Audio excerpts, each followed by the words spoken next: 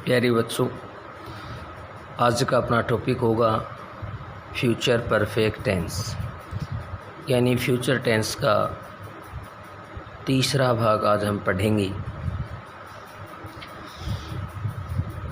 प्यारे बच्चों, future perfect tense का प्रयोग उस समय किया जाता है जब किसी निश्चित समय तक किसी कार्य के भविष्य काल में समाप्त होने की संभावना।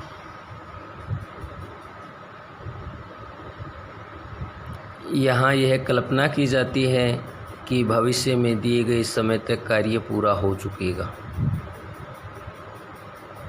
एक बार दोबारा से देखें, इस टेंस का प्रयोग उस समय किया जाता है जब किसी निश्चित समय तक किसी कार्य की भविष्य काल में समाप्त होने की संभावना हो। यहाँ यह कल्पना की जाती है कि भविष्य में दिए गए समय तक कार्य पूरा हो चुकेगा।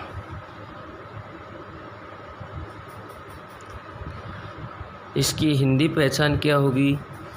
हिंदी में ऐसे वाक्यों में मुख्य क्रिया के बाद चुका होगा, चुकी होगी, चुका होगा, चुके होंगे आदि शब्द आते हैं। यानी हिंदी वाक्य के अंत में यदि चुका होगा, चुकी होगी, चुका होगा, चुके होंगे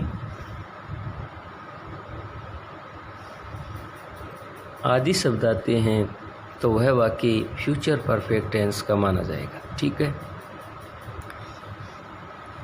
ध्यान रहे कि इस टेंस के साथ समय का निर्धारण करने वाला कोई शब्द अवश्य ही आता है।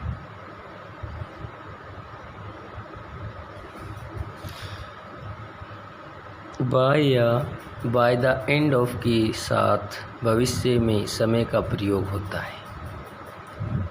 ये आप ये ध्यान रखें, बाय का प्रयोग होगा या फिर बाय द एंड ऑफ और उसके साथ में समय मिलेगा आपको। ठीक है, सहायक क्रिया इसमें होगी शैल हैव और विल हैव।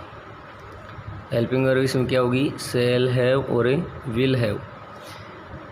शैल हैव का प्रयोग प्यारे बच्चों जो हमने फ्यूचर सिंपल टेंस में पढ़ा था कि शैल का प्रयोग आई वी के साथ में होता है और विल का प्रयोग बाकी सभी के साथ में, तो वही यहाँ पे रहेगा कि आई और वी के साथ में तो शैल हैव का प्रयोग होगा, बाकी सभी के साथ में विल हैव का प्रयोग होगा। मेन वर्ब की थर्ड फॉर्म का प्रयोग इसमें होगा। ठीक है, एफर्मेटिव सेंटेंसेस। प्यारे बच्चों, इसका पैटर्न ध्यान से देखना है। सब्जेक्ट प्लस विल या शैल प्लस में हैव, प्लस में वर्ब की थर्ड फॉर्म, प्लस में रिमेनिंग पार्ट्स और लास्ट में यहाँ पे फुल स्टॉप। ठीक है, जैसे एक सेंटेंस लेते हैं, हमारे सोने से पहले माता खाना खा चुकी होगी। हमारे सोने से पहले माता खाना खा चुकी होगी। Mother will have taken food before we sleep. Mother will have, mother के साथ में किसका प्रयोग होगा? विल हैव का। Will have taken food before we sleep. मैं सोमवार तक यह कहानी समाप्त कर चुका हूँगा। मैं सोमवार तक, तो आई शैल हैव फिनिश्ड, समाप्त करना, finished this story by Monday.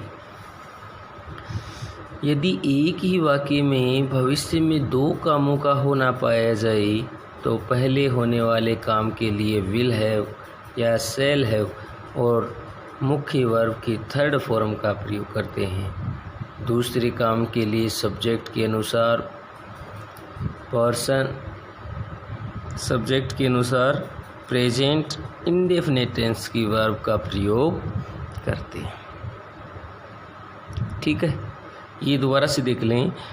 यदि एक ही वाक्य में भविष्य में दो कामों का होना पाया जाए, भविष्य में दो कामों का होना पाया जाए तो पहले होने वाले काम के लिए विल हैव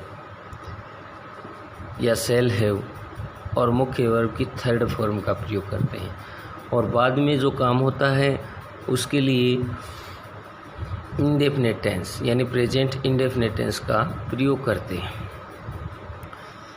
यहाँ पे ऊपर वाला ये सेंटेंस देखिए, हमारे सोने से पहले, हमारे सोने से पहले माता खाना खा चुकी होगी। इसमें भविष्य में दो काम होंगे। यहाँ पे देखो, हमारे सोने से पहले, ये सोने वाला काम, और एक खाना, माता खाना खा चुकी होगी, ये काम। तो जो काम पहले होगा उसमें क्या करेंगे, फ्यूचर परफेक्ट टेंस। जैसे पहले ये काम होगा, माता खाना खा चुकी होगी, हमारे सोने का काम बाद में होगा। तो mother will have taken food before we sleep, ये आगे वाला, ये जो सेंटेंस है बाद में होने वाला, इसको प्रेजेंट इंडेफिनिट टेंस में, ठीक है। आई और वी के साथ शैल हैव लगाते हैं और बाकी सब के साथ में विल हैव लगाते हैं। ये बात आपको पहले बता चुके हैं। नेगेटिव सेंटेंस, इसका पैटर्न देखिए,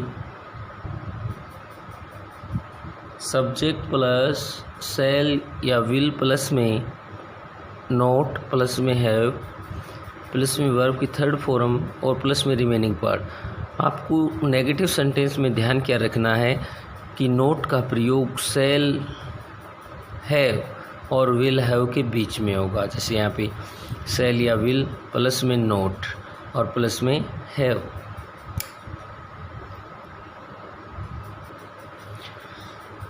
जैसे हरी के आने से पहले वह पत्र नहीं लिख चुकी होगी, हरी के आने से पहले वह पत्र नहीं लिख चुकी होगी, यानी दो काम हुए हैं। हरी का आना बाद में होगा, पत्र लिखना पहले होगा। तो देखिए जो काम पहले होता है, she will not have written, she will not have written the letter before Hari comes,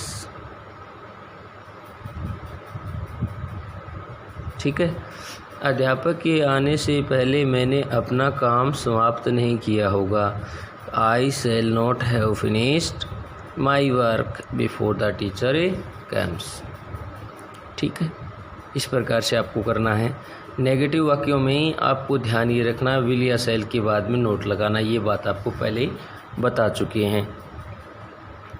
interrogative sentences, इसका पैटर्न देखिए, विल या शैल plus subject plus have plus verb की थर्ड फॉर्म और लास्ट में पर्सनवाचक चिन्ह, यानी यहाँ पे ऑब्जेक्ट वगैरह जो भी रिमेनिंग पार्ट है वो यहाँ पे आएगा, ठीक है।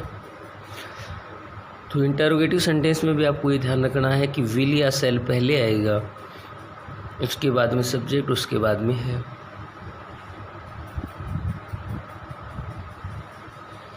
कहने का मतलब ये है कि शैल और विल के बीच में, शैल हैव और विल हैव के बीच में सब्जेक्ट का प्रयोग होगा।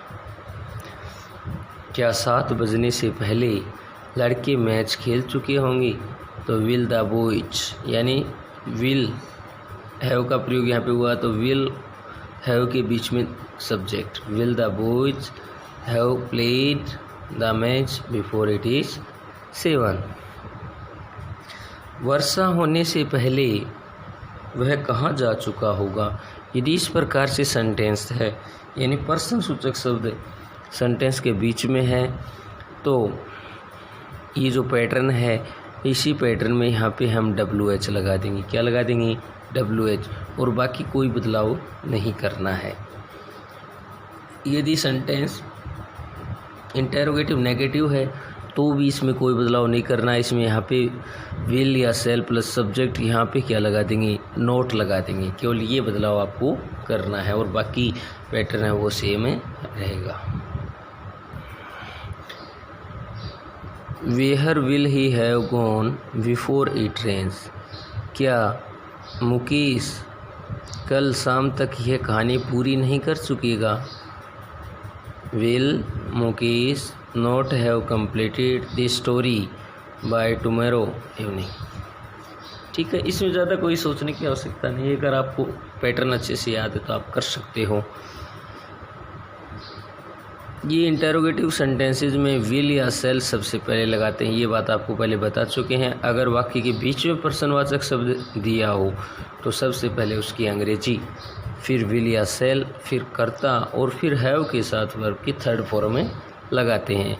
ये बात आपको पहले बता चुके हैं। अगर वाक्य नेगेटिव इंटरोगेटिव हो तो सब्जेक्ट के पश्चात नोट लगा देते हैं, ये बात भी आपको पहले बता दी है। अब हम देखेंगे कि क्वेश्चन आपसे किस प्रकार से पूछा जाएगा। Fill in the blanks with the correct form of the verb. इस प्रकार से क्वेश्चन आपसे पूछा जाएगा। द ट्रेकर्स, यहाँ पे रिक्शतान कॉल कोष्टक में मिलेगा off their strike by the end of this week. तो the trekkers will have called, यहाँ पे आई भी होता तो उसके साथ में सेल हैव लगाते, बाकी सभी के साथ में तो विल लगाएंगे। ठीक है, इसी प्रकार से इसमें man will have reached, reach की third form reach the Mars by the end of this century. आपको ये ध्यान रखना, बाय द एंड ऑफ यदि है, बाय द एंड ऑफ इसके साथ में यदि समय दिया हुआ है तो वो टेंस होगा फ्यूचर परफेक्ट। ठीक है, सी रिक्शतान यहाँ पे है save A lot of money by next year. देखो यहाँ पे बाय के साथ में समय दिया हुआ है, तो she will have saved, she will have saved a lot of money by next year. My mother wash, तो my mother will have washed all the clothes by now, यानी बाय और बाय द एंड ऑफ उसके साथ में समय दिया हुआ है तो हम तुरंत पता चल जाएगा। We shall have finished this work by Sunday evening. ठीक है, ये इनके आंसर यहाँ पे नीचे दिए हुए हैं। विल हैव कॉल्ड पहले का हो जाएगा, दूसरे में विल हैव रीच्ड, तीसरे में will have saved, will have washed और शैल हैव फिनिश्ड। ठीक है, तो ये था अपना टेंस फ्यूचर परफेक्ट। धन्यवाद।